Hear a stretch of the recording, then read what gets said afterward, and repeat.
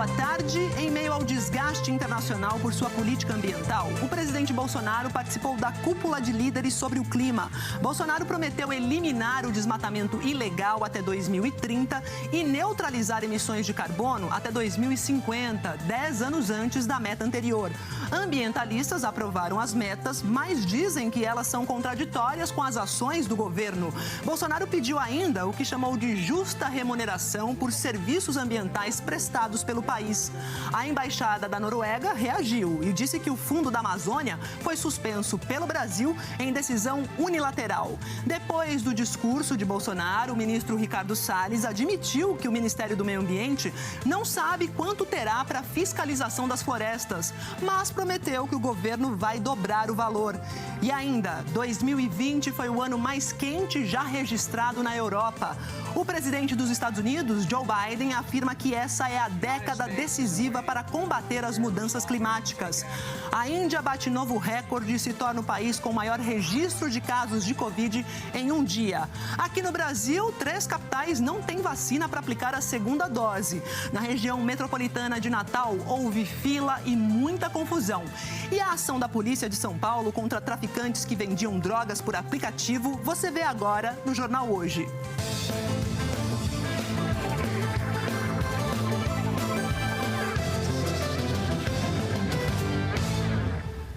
A polícia de São Paulo fez hoje de manhã uma operação para combater a venda de drogas pela internet, por aplicativo. Nossos repórteres mostram com exclusividade como eram feitas as negociações. Essa reportagem é do César Galvão, do Robinson Serântola e do William Santos.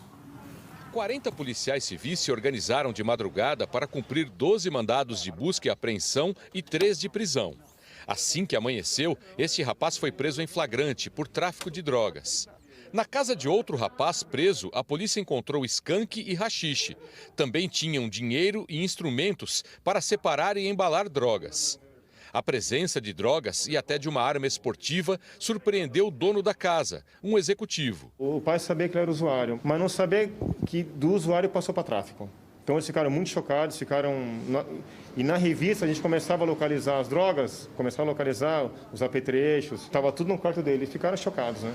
Quando a pandemia interrompeu as baladas, a polícia percebeu que traficantes e usuários migraram da venda presencial para o comércio eletrônico. A compra que ocorria nas ruas, em festas, foi para os computadores e celulares. A negociação sempre começava por um aplicativo de relacionamento entre amigos. 2 dias atrás, o investigador que prefere não mostrar o rosto navegou para demonstrar como traficantes e usuários se encontram pela internet. Em 5 minutos, o policial encontrou gente oferecendo e comprando drogas em São Paulo e em outros estados, como Goiás, Santa Catarina, Pará e Distrito Federal. A investigação começou há 9 meses, quando a polícia prendeu um motoboy. Em depoimento, ele disse que fazia entregas para traficantes. Percebeu que poderia ganhar mais dinheiro negociando direto com os usuários. Com a apreensão do celular do motoboy, a polícia identificou 125 pessoas, entre traficantes e clientes. Também teve acesso a conversas e vídeos que ele armazenou durante 1 ano. Os policiais dizem que as negociações são concluídas em conversas privadas por mensagens de texto. Um dos vendedores mostra sacos com tipos diferentes de drogas.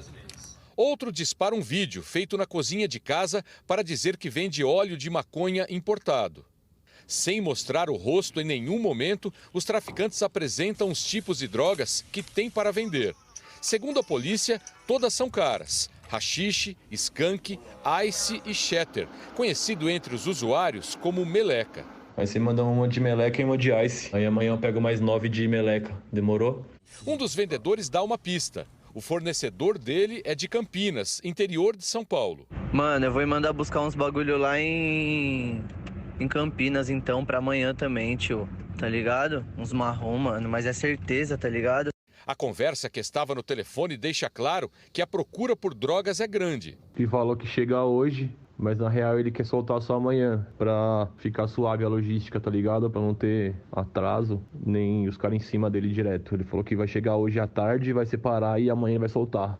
Os investigadores conseguiram filmar uma entrega de drogas. A imagem do motoboy foi borrada porque, segundo a polícia, ele não foi investigado. A polícia traçou um perfil de quem usa o sistema delivery de drogas. Jovens com idade entre 20 e 25 anos que moram em bairros de alto padrão de São Paulo. A compra da droga é pela internet, mas se o traficante não recebe o pagamento, a cobrança pode ser na porta de casa. É prazo de 15 dias, não um mês, tá ligado? Eu não dei esse prazo, tá ligado? Senão, mano, a gente conversa diferente. Pode falar pro seu amigo aí. Jovens que vivem em bairros de classe alta, média em São Paulo, hein? Olha, no interior aqui do estado de São Paulo, uma operação contra o tráfico internacional apreendeu hoje 9 toneladas de maconha. A gente vai para Sorocaba, quem tem os detalhes, como a polícia encontrou essas 9 toneladas, é a Moniele Nogueira. Oi, Moniele, boa tarde.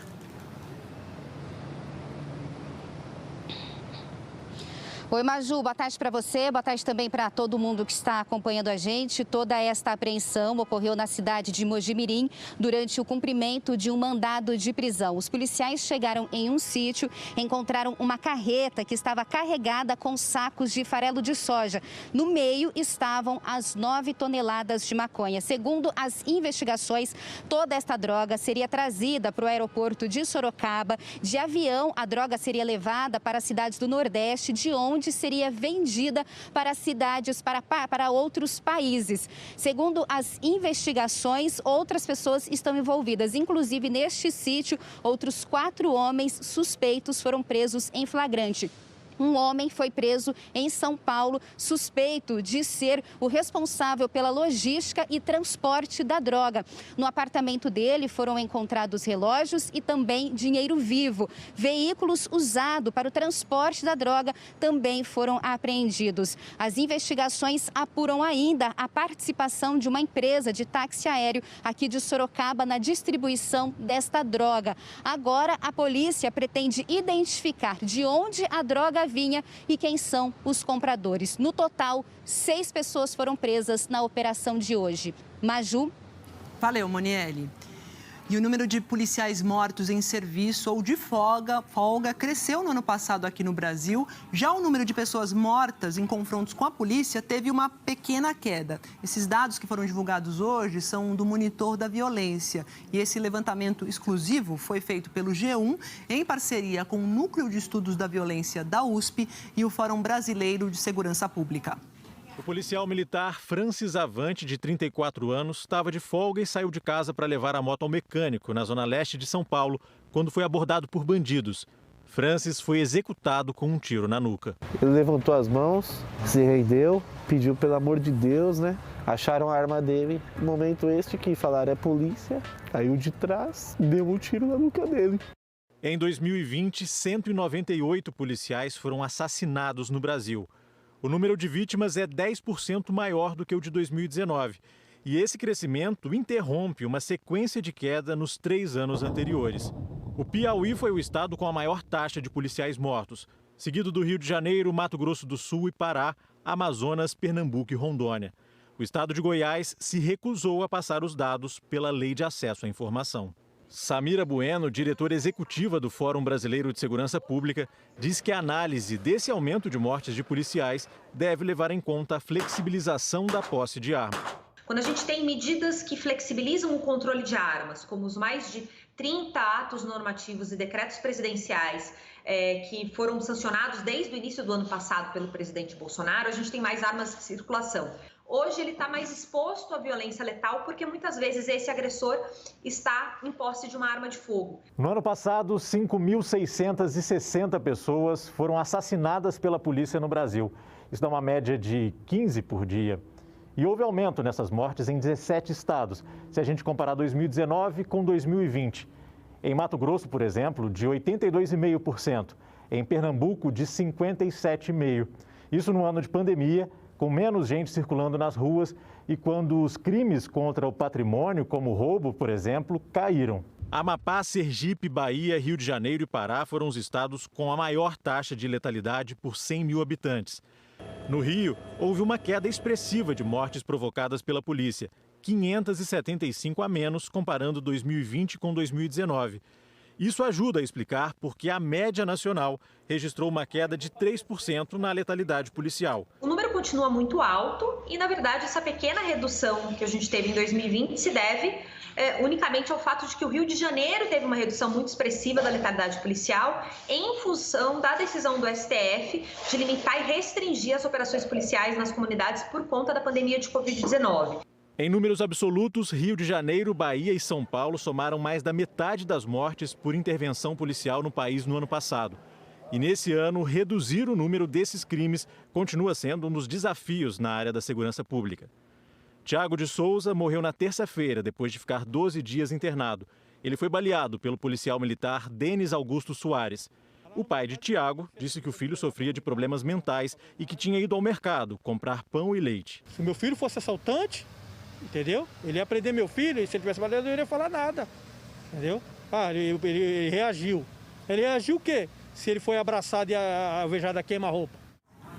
Pois é, a vítima reconheceu Fernando da Silva como sendo um dos ladrões da mochila, mas não reconheceu o Tiago de Souza.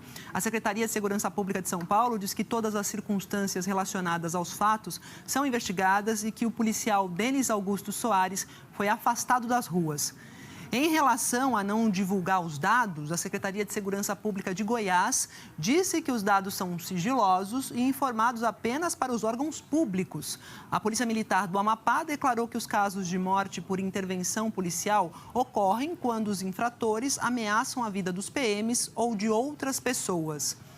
A Secretaria de Defesa Social de Pernambuco disse que o trabalho das forças de segurança é realizado com qualificação técnica, excelência dos procedimentos e uso da inteligência policial. E nós pedimos uma posição para o Ministério da Justiça e Segurança Pública sobre a flexibilização da posse de armas, mas ainda não tivemos retorno. Nós também não recebemos retorno dos governos do Piauí e de Mato Grosso. E uma operação da polícia no Rio de Janeiro e em Pernambuco está investigando a oferta de vacinas contra a Covid para prefeituras de vários estados. De acordo com a polícia, as vacinas nunca existiram. Essa investigação começou porque o prefeito de uma cidade, de Barra do Piraí, lá no interior do Rio de Janeiro, desconfiou do contrato. Os policiais cumpriram 8 mandados de busca e apreensão na sede da empresa Montserrat Consultoria, no Recife, e nas casas dos sócios da empresa, Eduardo Henrique Leal Nenses, José Kleber Queiroz Malaquias e Ana Cláudia Azevedo Ribeiro. Eles entraram em negociações com várias prefeituras do país, oferecendo a venda de doses da vacina Oxford AstraZeneca. O Jornal Hoje teve acesso a uma das cartas enviadas para as prefeituras. Nela, eles afirmam que a empresa tem acesso a 500 milhões de doses por representar um investidor que financiou os estudos da vacina e que agem junto com a empresa EcoSafe Solutions, com sede nos Estados Unidos. O consulado americano informou à Polícia Civil do Rio que a EcoSafe vem sendo utilizada para diversas fraudes.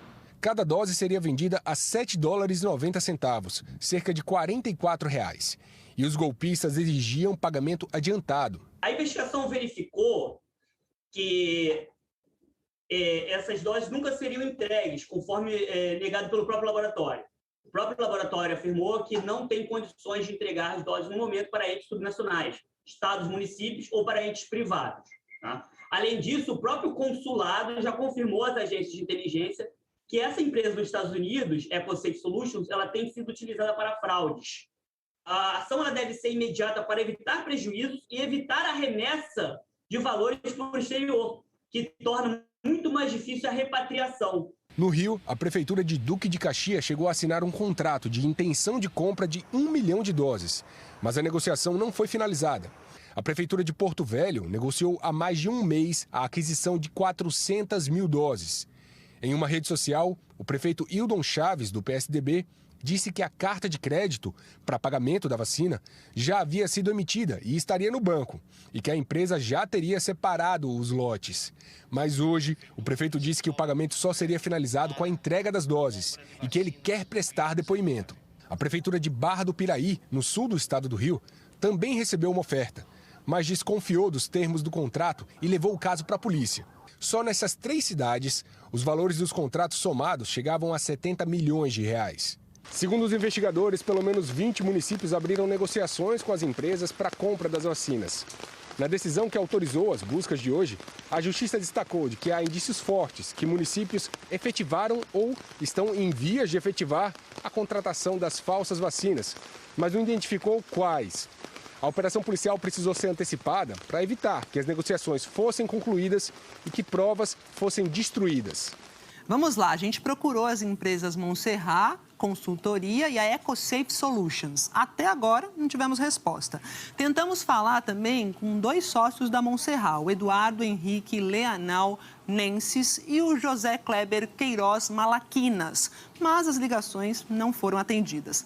Nós conseguimos o contato também não conseguimos, aliás, o contato com a Ana Cláudia Azevedo Ribeiro, que seria a terceira sócia, de acordo com as investigações. O prefeito de Porto Velho, Wildon Chaves, do PSDB, disse que pretende ter acesso ao inquérito para se posicionar sobre esse caso. A AstraZeneca reforça em um comunicado publicado no site da empresa que, no momento, todas as doses da vacina estão disponíveis por meio de acordos firmados com governos e organizações multilaterais ao redor do mundo e que não é possível disponibilizar vacinas para o mercado privado ou para governos municipais e estaduais no Brasil. E em pelo menos 3 capitais, a aplicação da segunda dose da vacina está parada por falta das doses. No Rio Grande do Norte, hoje, teve confusão em posto de saúde. Aglomeração, tumulto e empurra-empurra hoje de manhã no posto de saúde de Parnamirim, região metropolitana de Natal. 2 idosos caíram no chão. A maioria deles tomou a primeira dose da vacina há 21 dias e veio tomar o reforço hoje, como marcado na carteira. Mas os idosos foram informados que só quem tomou a primeira dose há 28 dias seria vacinado hoje. E nós éramos do dia 21, aceitaram do dia 22 e nós ficamos para trás. Eu estou aqui desde 6 da manhã, aí chega um monte de gente, depois faz um tumulto, entra na frente e eu fico sem ser vacinado. A bula da Coronavac, aprovada pela Anvisa, afirma que o esquema de imunização é de 2 doses, com intervalo de 2 a 4 semanas. A Secretaria de Saúde de Parnamirim disse que não está faltando vacina para quem completou os 28 dias de intervalo. Em Natal, a vacinação com a Coronavac foi suspensa pela segunda vez. Desde a última segunda-feira, não há imunizantes para aplicação da segunda dose. Mais de 9 mil pessoas que já passaram dos 28 dias não receberam a segunda dose na capital, de acordo com o RN Mais Vacina, uma plataforma abastecida pelas secretarias de saúde. Uma nova remessa com 10 mil doses de Coronavac deve chegar amanhã ao Rio Grande do Norte. A aplicação da segunda dose parou em pelo menos mais 2 capitais. Em Macapá, seu Eliezer tomou a primeira dose há mais de 28 dias e não recebeu a segunda dose. O senhor tomou a primeira dose, eles falaram que estava garantida essa segunda? Sim, eu ainda perguntei, eu posso tomar sem ser esse posto? Tendo Coronavac, você pode, você não pode tomar outra. Em Boa Vista, a dona Marlúcia, de 63 anos, tomou a primeira dose no dia 31 de março, como mostra a carteira de vacinação. O agente de saúde marcou o reforço para o dia 21, ontem, mas ela não conseguiu. A Marta, sobrinha da dona Marlúcia, contou o que aconteceu. E aí fomos informados que já tinha acabado as doses da vacina e em todas as tendas daqui de Boa Vista e que estariam aguardando uma nova remessa. Esse especialista explica que o ideal é seguir a bula, mas se as pessoas tomarem a segunda dose, mesmo com atraso, elas estarão imunizadas. Evidentemente, alguns indivíduos não conseguirão cumprir esse calendário, ou porque terão algum problema de saúde, ou por esquecimento, ou eventualmente porque teve alguma complicação entre a primeira e a segunda dose. Nesse sentido, a vacina deve ser oferecida no menor intervalo possível, na primeira oportunidade, para esse atraso ser o menor possível. E a Prefeitura de Macapá diz que vai chamar as pessoas aptas para a segunda dose assim que receber uma nova remessa da vacina. A Prefeitura de Boa Vista disse que recebeu 3 mil doses a menos do que o previsto e que também aguarda uma nova remessa. A Prefeitura agora de Natal disse que usou todas as vacinas enviadas pelo Estado. Já o governo do Rio Grande do Norte disse que a Prefeitura de Natal errou ao não separar as doses mandadas para a aplicação do reforço. O Ministério da Saúde disse que estados e municípios têm autonomia para definir a estratégia local de vacinação e que está enviando, a partir de hoje, um novo lote com 3,5 milhões de doses de vacinas contra a Covid para os estados. Ao todo, são 2.800.000 doses da vacina da AstraZeneca e 700.000 doses da Coronavac do Instituto Butantan. Segundo o Ministério da Saúde, as doses são para vacinação de idosos de 60 a 69 anos, de pessoas de 60 a 69 anos, e agentes de forças de segurança na linha de frente do combate à pandemia. Agora aqui no nosso telão a gente vê os números da vacinação pelo Brasil, andamento, tudo levantado aqui pelo consórcio de veículos de imprensa. Temos 349.900 pessoas que receberam a primeira dose em 24 horas. Com isso, o Brasil chegou a 27.523.231 pessoas vacinadas com a primeira dose, equivalente a 13% redondinho aqui da população brasileira. 10.947.310 pessoas já foram vacinadas com as 2 doses da vacina, ou 5,17% da população. Temos 18 estados e o Distrito Federal que atualizaram os dados da vacinação até a divulgação desse balanço. Quanto mais escuro o tom de azul aqui no mapa, maior o percentual da população que recebeu a primeira dose. Até agora, os 5 que mais vacinaram são Rio Grande do Sul, Mato Grosso do Sul, Espírito Santo, Paraíba e Bahia. Mais detalhes sobre a situação do seu estado você confere em g1.com.br/coronavírus. E olha, 300 das quase 400 cidades do Paraná estão usando a chamada reserva técnica, aquele chorinho que o Ministério da Saúde envia para os estados para aumentar a quantidade de pessoas vacinadas. Quando distribui os imunizantes para os estados, o Ministério da Saúde envia 5% a mais de doses. É a chamada reserva técnica para possíveis perdas operacionais. O Paraná recebeu 1.435.859 doses para a primeira aplicação e mais 5% como reserva. Mas o número de primeiras doses aplicadas foi maior, 1.504.515. A Secretaria Estadual de Saúde do Paraná diz que não guarda essa reserva técnica, mas envia junto para cada município essa quantidade a mais. E cabe a cada cidade fazer o manuseio das vacinas e a aplicação diante das necessidades, respeitando os grupos prioritários. Dos 399 municípios do Paraná, 300 aplicaram mais doses do que receberam.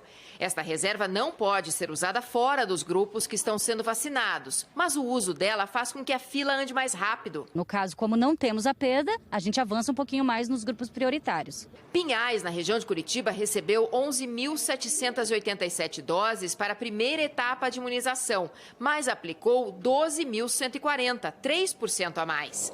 Piraquara, também na região metropolitana, recebeu 8.369 doses para a primeira aplicação, mas mais de 10 mil pessoas já foram vacinadas. A secretária de Saúde diz que até agora só perderam um frasco de vacina. Na hora de manipular, caiu da mão e quebrou, mas somente isso. Então, como as pessoas, os técnicos de enfermagem, a equipe é bem cuidadosa, essa reserva ela é bem longa, ela é bem grande, então a gente acaba aplicando sem necessidade de guardar. Outra estratégia para evitar o desperdício é a chamada xepa da vacina. Depois de aberto, cada frasco tem validade entre 6 e 8 horas. Se há doses remanescentes, algumas cidades procuram pelas pessoas dos grupos prioritários que podem receber. Estou ligando para que a gente tem uma dose de vacina aqui e a gente gostaria de saber se a gente pode estar indo fazer a vacina nele. Em Colombo, o que seria descartado vai para idosos acamados. Esta dose foi para seu Ângelo. Olha, isso aí a gente não tem nem como agradecer, né? Em Belo Horizonte, o comércio foi reaberto hoje depois de quase 50 dias fechado. Foram 47 dias de comércio fechado. A Érica, que vende acessórios femininos, teve que aprender a tocar os negócios pela internet, mas diz que já estava no limite. O negócio é a venda física, então assim, existe uma expectativa, a gente está com muita vontade de voltar a trabalhar e vamos ser otimistas, eu acho que pacientes e otimistas, né? No dia 15 de abril, o governo de Minas anunciou a saída de quase todo o estado da onda roxa, mas com os indicadores da pandemia ainda altos na capital capital mineira, a prefeitura optou por manter as medidas mais restritivas. Apenas no início desta semana, o Comitê de Enfrentamento em BH decidiu reabrir os serviços não essenciais. A partir de hoje, o comércio varejista, além de restaurantes, bares, shoppings e academias, podem voltar a funcionar, de segunda a sábado, com restrições de horários e regras de distanciamento. Os indicadores estavam melhorando em BH, mas ontem, às vésperas da reabertura, houve uma piora. As taxas de ocupação de leitos de UTI e de enfermaria subiram um pouco e o número de pacientes internados com Covid também aumentou. Eram 2.050 no dia 17 de março, início da onda roxa, e agora são 2.185. Mesmo assim, a administração municipal manteve a decisão de reabrir o comércio. E isso preocupa especialistas. A pandemia está ainda em pleno avanço, né? Com uma quantidade enorme de mortes, variantes novas que são mais infectantes, inclusive. Esse momento não é um momento, apesar das pressões, ainda, na minha opinião, ainda é um momento ainda precoce para se pensar em abertura. A tendência naquela época era de curva subindo, ascendente, e agora é curva descendente. Então, a tendência da curva é que nos baliza para as decisões.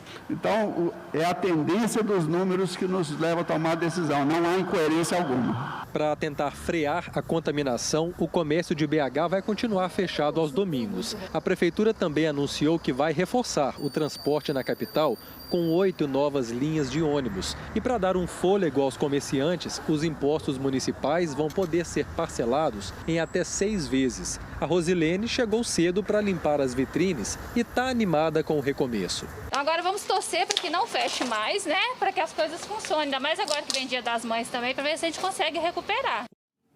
A Prefeitura de Belo Horizonte disse que, apesar da ocupação de leitos de UTI Covid continuar em alerta vermelho, a tendência é de queda. Isso, segundo a Prefeitura, justificaria a reabertura de serviços não essenciais.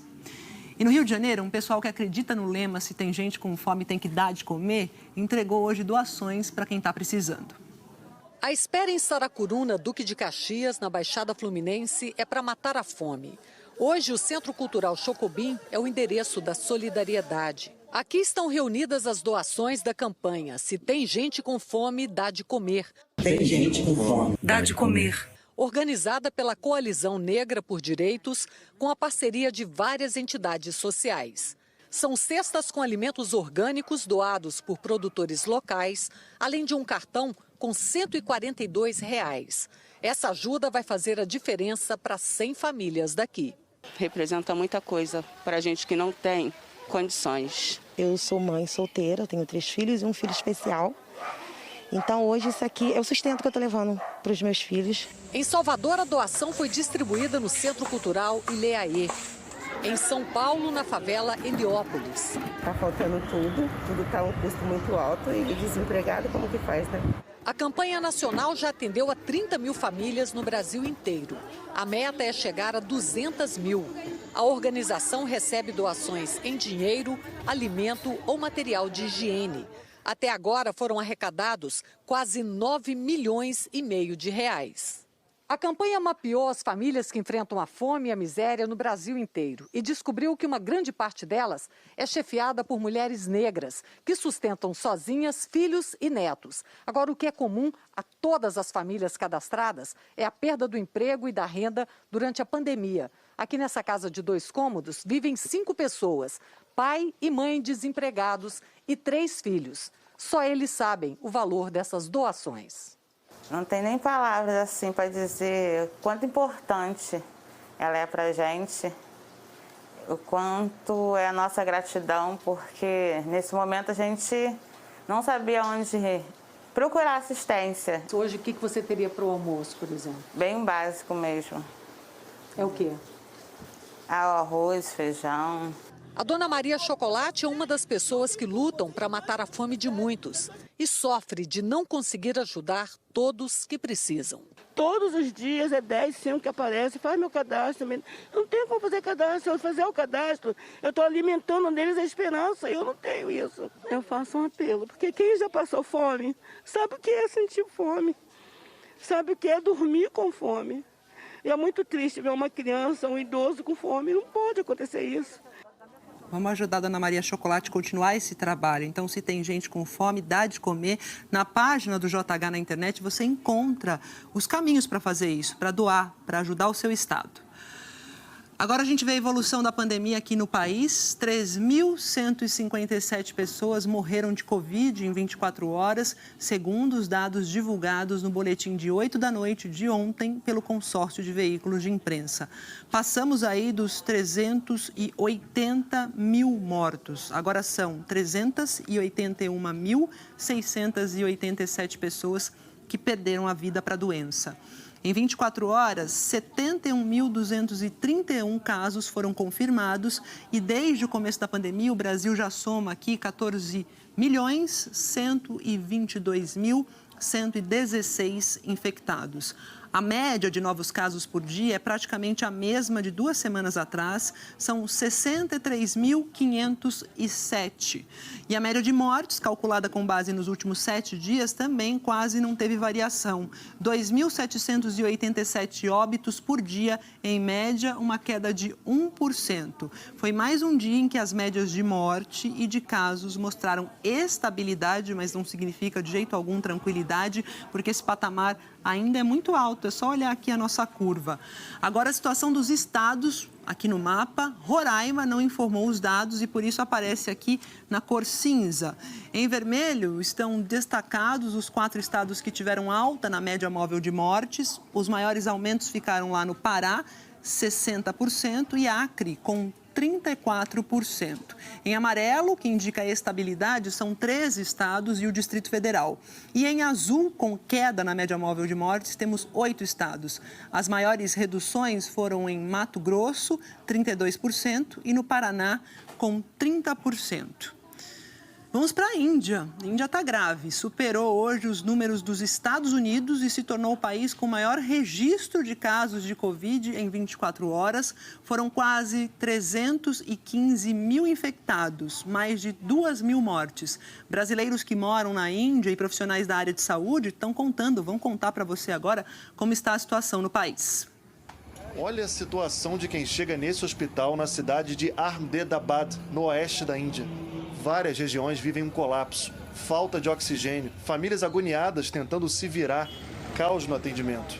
O total de mortos na Índia chega a quase 185 mil desde o início da pandemia. Proporcionalmente é mais baixo que em outros países, mas ainda assim preocupante. As pessoas aqui pararam de tomar cuidado e uma nova variante apareceu. Por isso, vivemos esse surto tão grave agora, diz Srinath Reddy, presidente da Fundação de Saúde Pública da Índia. Em entrevista ao jornal Hoje, ele falou também que tem faltado mais coordenação do governo federal. Hoje, as autoridades locais tomam suas próprias decisões. A capital Nova Delhi, por exemplo, segue em lockdown. É a cidade mais atingida. Comércio e outros serviços não essenciais ficam fechados pelo menos até segunda-feira. O presidente da Fundação de Saúde Pública do país e outros especialistas dizem que o governo indiano não soube comunicar, depois da primeira onda de contaminações, que a pandemia ainda não tinha acabado. Que, de certa forma, autoridades cantaram vitória antes da hora.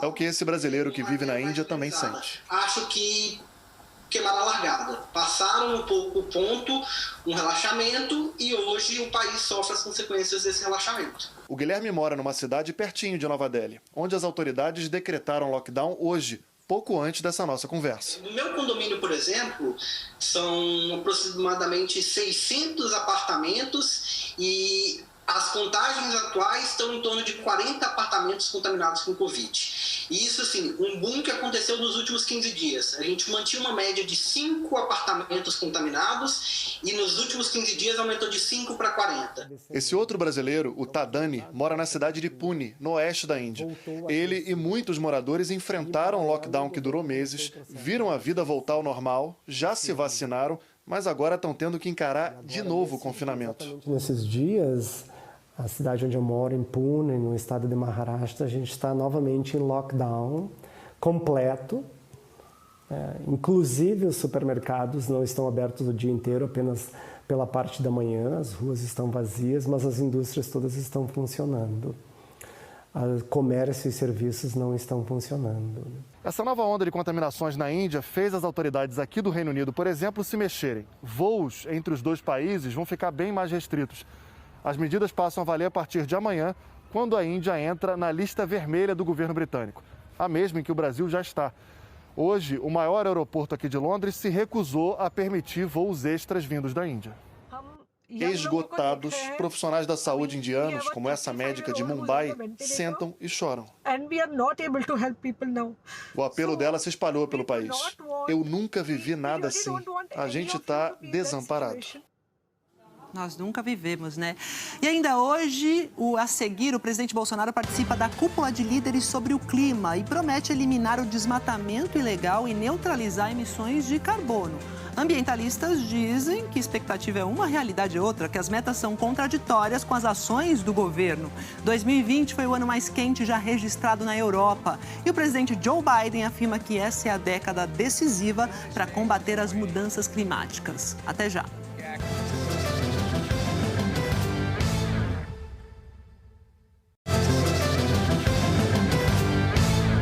De volta e vamos direto para o Supremo. O Supremo Tribunal Federal deve decidir hoje se mantém ou anula a decisão da segunda turma que declarou o ex-juiz Sérgio Moro parcial contra o ex-presidente Luiz Inácio Lula da Silva no caso do triplex do Guarujá. E os ministros também julgam qual tribunal vai receber as ações contra o ex-presidente. Giovana Teles acompanha e conta para a gente se a sessão já começou. Giovana, boa tarde.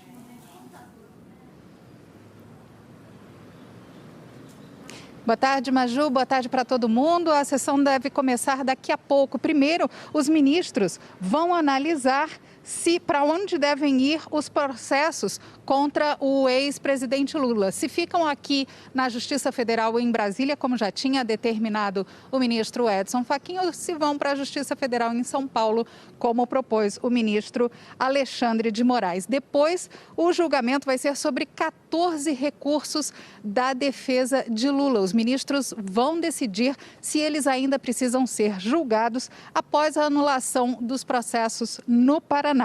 Um desses processos, inclusive, já foi julgado no mês passado pela segunda turma, que reconheceu a parcialidade do então juiz Sérgio Moro na sentença do caso do triplex no Guarujá. Hoje os ministros vão decidir se a segunda turma poderia ter julgado ou não esse processo. E na semana passada, o plenário do STF julgou que a 13ª Vara da Justiça em Curitiba não tinha competência para julgar os processos de Lula e manteve a anulação das condenações do ex-presidente. Maju. Obrigada, Giovana. E termina hoje o prazo para o presidente Bolsonaro sancionar o orçamento deste ano. O texto, que foi aprovado pelo Congresso, recebeu críticas porque transferiu 26 bilhões de reais de despesas obrigatórias para emendas parlamentares, dinheiro que deputados e senadores destinam lá para obras em suas bases eleitorais. Ontem, o presidente Jair Bolsonaro sancionou a lei que autoriza o governo federal a abrir crédito para medidas contra a pandemia sem indicar a origem do dinheiro para esses gastos. Esse texto é resultado de um acordo entre Congresso e o governo para tentar resolver o impasse no orçamento. A lei exclui do cálculo da meta fiscal deste ano os programas emergenciais de auxílio a negócios. O governo já anunciou que pretende reabrir nos próximos dias o programa de manutenção do emprego e também o Pronamp, aquela linha de crédito com condições especiais para micro e pequenas empresas. Entrou no segundo dia a operação de resgate do submarino da Marinha da Indonésia, que desapareceu ontem com 53 tripulantes. O estoque de oxigênio a bordo deve durar até sábado.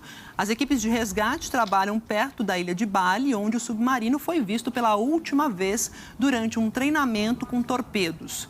O presidente da Indonésia ordenou que todos os recursos necessários sejam empregados nesta operação. Singapura, Malásia e Austrália ajudam nas buscas. Em Santa Catarina, há portos fechados por segurança. Eliana Marques está chegando aqui porque é aquela tempestade, a potira, que significa flor, mas não é flor que se cheira não, né, Eliana? Conta pra gente como é que está a situação. Boa tarde. Boa tarde para você, Maju. Boa tarde a todos.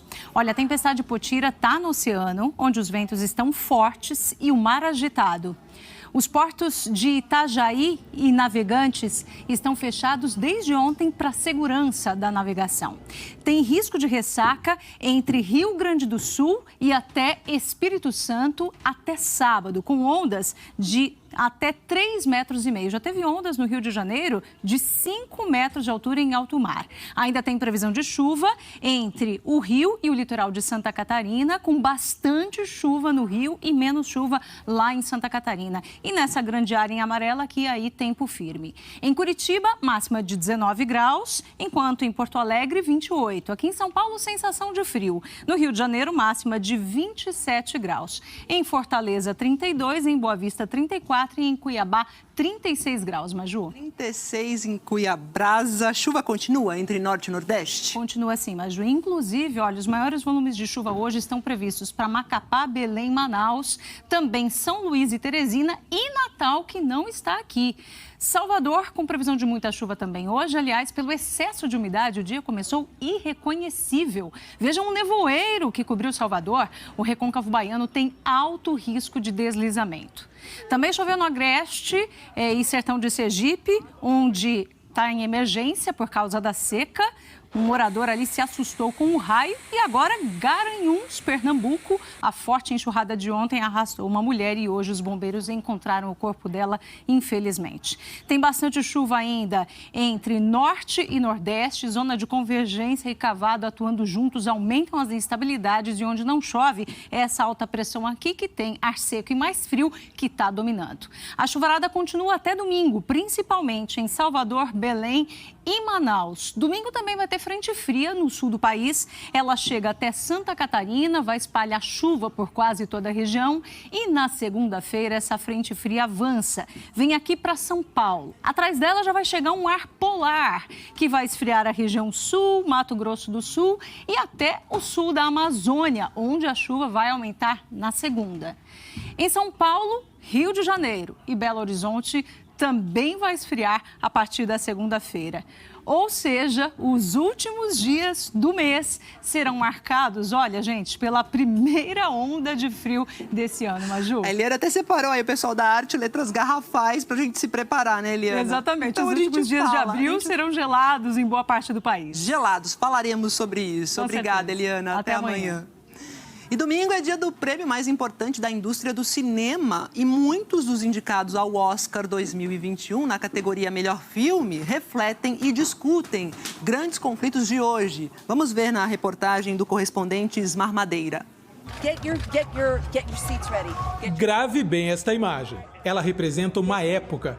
Todo mundo de máscara e o público num drive-in com distanciamento social.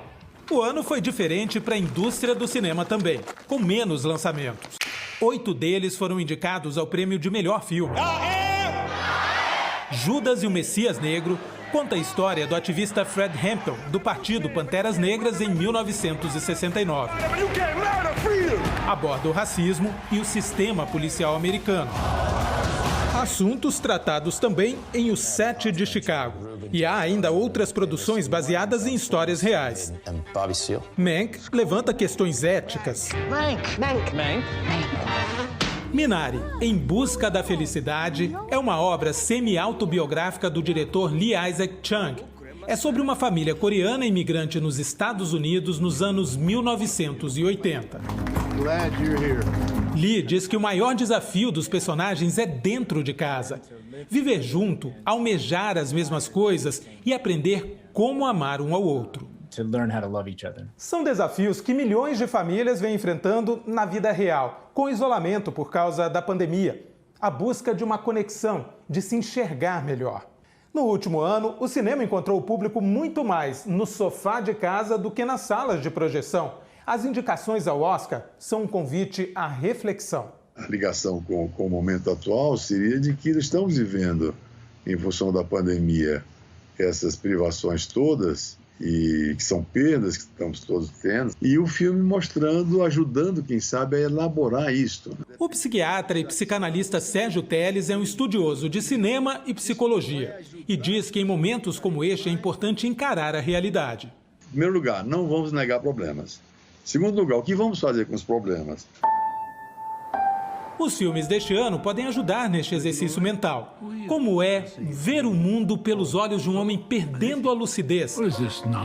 Anthony Hopkins, indicado a melhor ator, e Olivia Colman, a melhor atriz coadjuvante, nos levam ao mergulho nesta experiência em Meu Pai.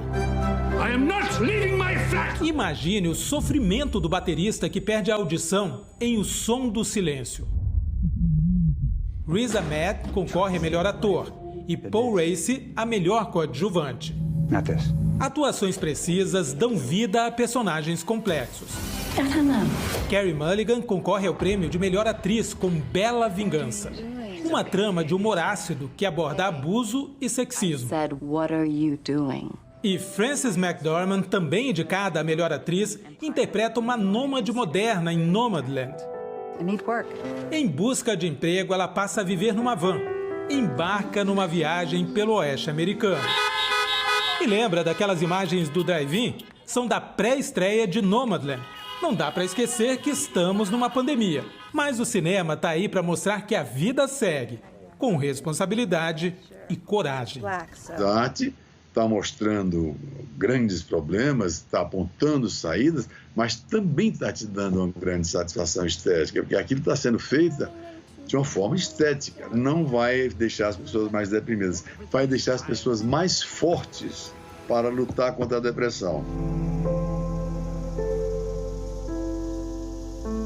A Globo transmite o Oscar no domingo, logo depois do BBB. A seguir, o presidente Bolsonaro participa da cúpula de líderes sobre o clima e promete eliminar o desmatamento ilegal e neutralizar emissões de carbono. Ambientalistas dizem que as metas são contraditórias com as ações do governo. 2020 foi o ano mais quente já registrado na Europa. E o presidente Joe Biden afirma que essa é a década decisiva para combater as mudanças climáticas. Voltamos já já.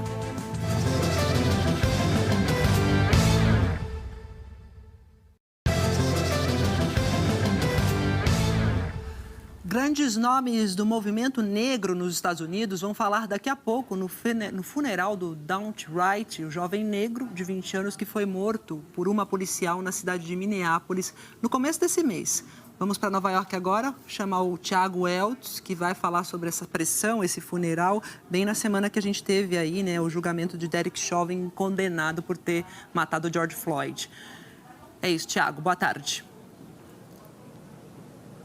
Boa tarde, Maju. Boa tarde a todos no Brasil. Pois é, o velório do Daunte Wright foi aberto ao público ontem, né?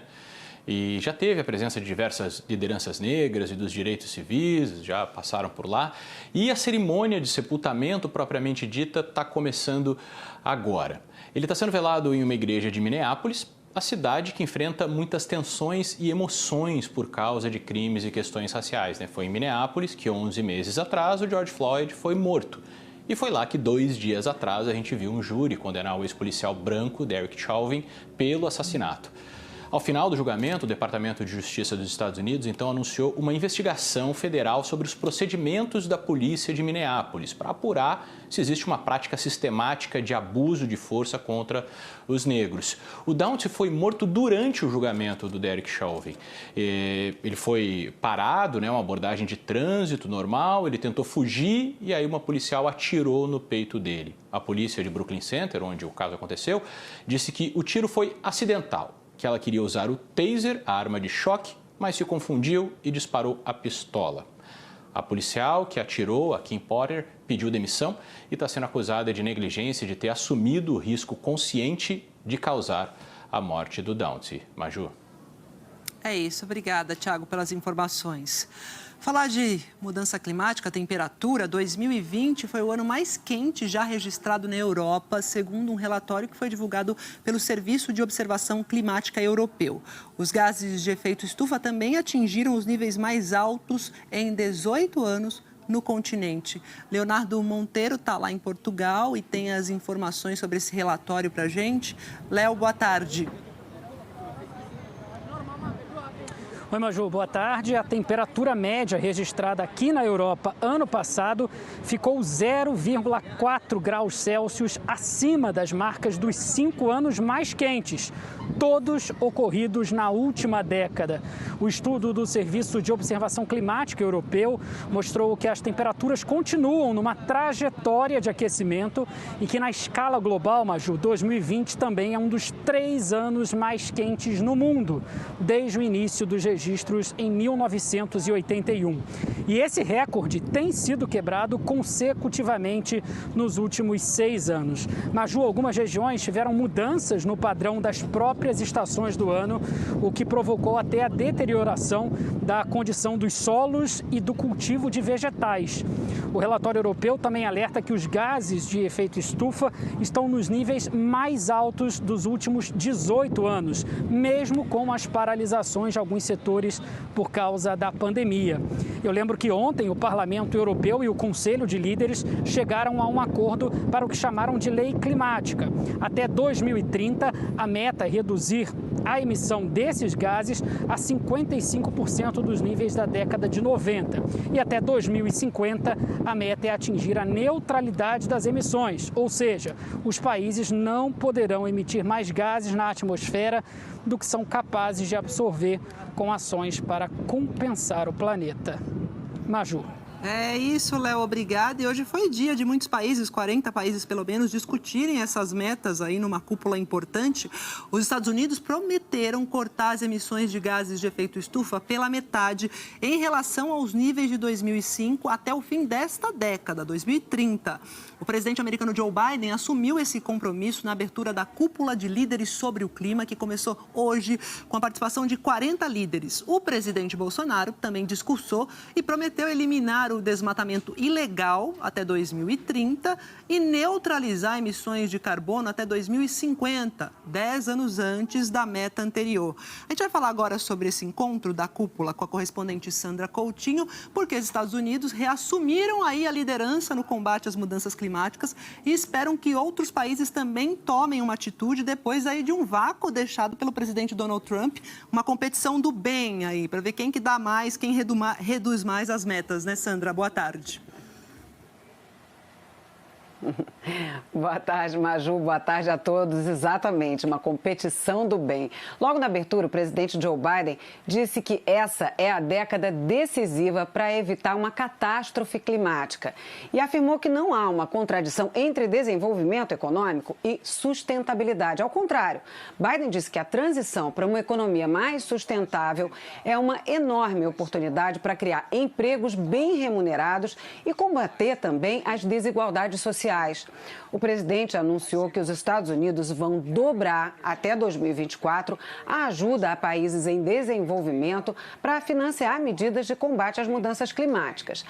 A cúpula de líderes sobre o clima foi uma promessa de campanha do presidente Joe Biden. A convocação formal foi feita no mês passado e a data escolhida para coincidir com o Dia da Terra, que é hoje. O governo Biden marca uma mudança em relação às políticas ambientais do ex-presidente Donald Trump, que tinha retirado os Estados Unidos do Acordo do Clima de Paris, assinado por 193 países em 2015. No primeiro dia, já na Casa Branca, Biden foi lá e assinou a volta dos Estados Unidos ao acordo. Os 40 líderes mundiais se reuniram remotamente, como manda o protocolo da pandemia. Mas mesmo com toda a tecnologia disponível para os homens mais poderosos do mundo, eles enfrentaram alguns problemas técnicos. A vice-presidente Kamala Harris abriu a cúpula dizendo que é imperativo que a comunidade global haja rapidamente e unida para confrontar essa crise que vai exigir inovação e colaboração do mundo inteiro. O presidente Joe Biden disse que quando falam sobre o clima, ele pensa em empregos e afirmou: junto com a resposta climática, há uma extraordinária máquina de criação de empregos e oportunidades econômicas pronta para entrar em ação. Segundo Biden, os países que agirem agora para criar as indústrias do futuro vão colher os benefícios econômicos da explosão de energia verde que vem por aí. Por isso, o presidente americano decidiu apresentar uma meta ambiciosa. Os Estados Unidos se comprometeram a reduzir a emissão de gases do efeito estufa de 50% a 52% até 2030, em relação às emissões de 2005. Temos que agir para construir uma economia não apenas mais próspera, mas também mais saudável, justa e limpa para todo o planeta. Fair and cleaner for the entire planet. O secretário-geral da ONU, Antônio Guterres, lembrou que a última década foi a mais quente da história e que a temperatura do planeta subiu 1,2 graus Celsius, o que levou o mundo à beira de uma catástrofe.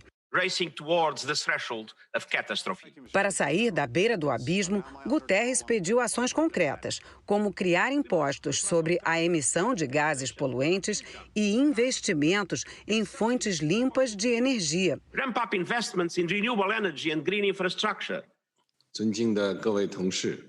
O presidente do país que atualmente mais polui no mundo, a China, disse que devemos proteger a natureza como protegemos nossos olhos. Xi Jinping defendeu o multilateralismo e afirmou que os países desenvolvidos precisam ser mais ambiciosos e os países em desenvolvimento trabalhar mais para combater as mudanças climáticas. Ele prometeu um controle rigoroso do uso do carvão, uma fonte de energia extremamente poluente, e afirmou que a China vai atingir o pico das emissões de carbono antes de 2030 e neutralizar as emissões em 2060. O presidente da França, Emmanuel Macron, mandou uma mensagem gravada que apresentou problemas técnicos na exibição. Macron disse que 2030 é o novo 2050, que para ter sucesso coletivo é preciso agir mais depressa. A primeira-ministra alemã, Angela Merkel, mandou uma mensagem direta ao presidente Joe Biden. Estou encantada de ter os Estados Unidos de volta trabalhando com as potências mundiais. Merkel defendeu a preservação de 30% da biodiversidade em terra e nos oceanos e cobrou uma participação ativa dos países em desenvolvimento. The Paris Agreement is humanity's life insurance. A presidente da Comissão Europeia, Ursula von der Leyen, chamou o Acordo do Clima de Paris de seguro de vida da humanidade. Ela afirmou que a ciência alerta que ainda não é tarde demais para salvar o planeta, mas é preciso ter pressa. O presidente argentino, Alberto Fernandes, prometeu erradicar o desmatamento e lembrou que é um dos primeiros países a criar um ministério para as mudanças climáticas. E citou o Papa Francisco, que é argentino. A crise ecológica e a crise social são duas caras de um mesmo problema. As crises social e ecológica são as duas faces do mesmo problema. Fernandes concluiu: ninguém se salva sozinho. Precisamos seguir juntos. Transitemos unidos. Bolsonaro esperou por mais de 1h30 para falar na cúpula dos líderes sobre o clima, que é organizada pelo presidente dos Estados Unidos, Joe Biden. Antes dele, na lista elaborada pelos americanos, discursaram 17 líderes, entre eles os governantes da China, Índia, Rússia, França e Argentina. O presidente americano, anfitrião do encontro, não acompanhou a fala de Bolsonaro na sala onde os pronunciamentos estavam sendo exibidos.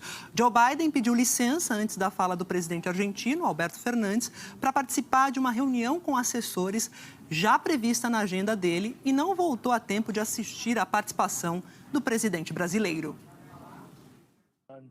Bolsonaro começou o discurso em tom conciliador, afirmando que o Brasil colabora com os esforços mundiais contra a mudança do clima.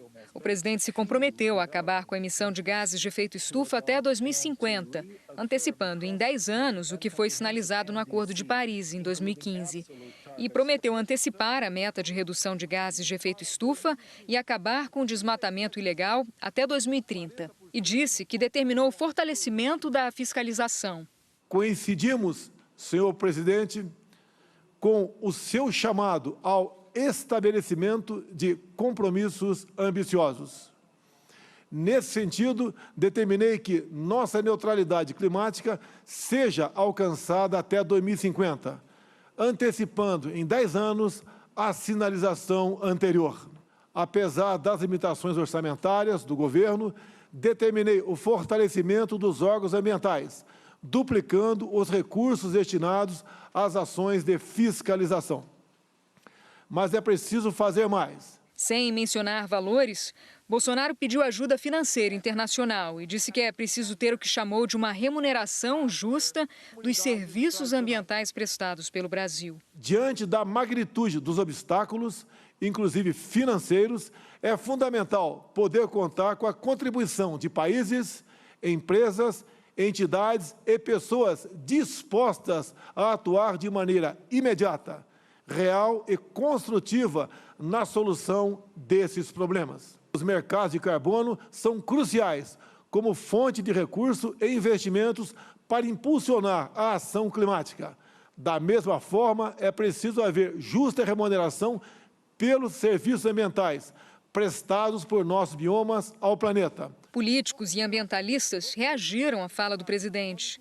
Eles argumentam que o discurso está dissociado do que o governo vem praticando até agora e que ele vai na contramão do desmonte de políticas públicas do setor e de recursos para a proteção do meio ambiente. Um levantamento do Instituto Amazon, divulgado esta semana, mostra que em março a Amazônia teve a maior taxa de desmatamento dos últimos 10 anos. Nos primeiros 2 anos do governo Bolsonaro, o Brasil também registrou recordes de desmatamento. Os incêndios florestais, principal fonte de emissão de gases de efeito estufa no Brasil, se espalharam pelo país. O Brasil é o 6º maior emissor do mundo. Pelo Acordo de Paris, até 2021, o Brasil tinha que estar abaixo da meta de 5.000 quilômetros quadrados de floresta desmatado por ano. E isso não aconteceu. Nos primeiros 2 anos do governo Bolsonaro, foram mais de 11.000 quilômetros de florestas queimados. O que nós estamos vendo é o aumento do desmatamento na Amazônia, é uma fragilização das agências de comando e controle, como, por exemplo, o IBAMA, que colocam a gente na contramão da direção que deveríamos estar tomando, que seria trabalhar para a gente realmente chegar nessas metas. Em nota, o Greenpeace disse que o governo Bolsonaro não possui política pública para a contenção do desmatamento e que é impossível proteger a floresta dando fundos a alguém responsável por níveis recordes de desmatamento na Amazônia e violação dos direitos humanos. A fala de Bolsonaro também foi contestada pelo ex-diretor do INPE, o Instituto Nacional de Pesquisas Espaciais, que monitora os índices de desmatamento. Ricardo Galvão afirmou que há uma diferença entre o que o presidente afirma e o que executa. Ele fez um discurso que, para agradar os seus ouvintes, né, completamente contrárias às ações tomadas até agora. Né. Todas as medidas que o governo tem tomado são contrárias a esse discurso que ele está falando.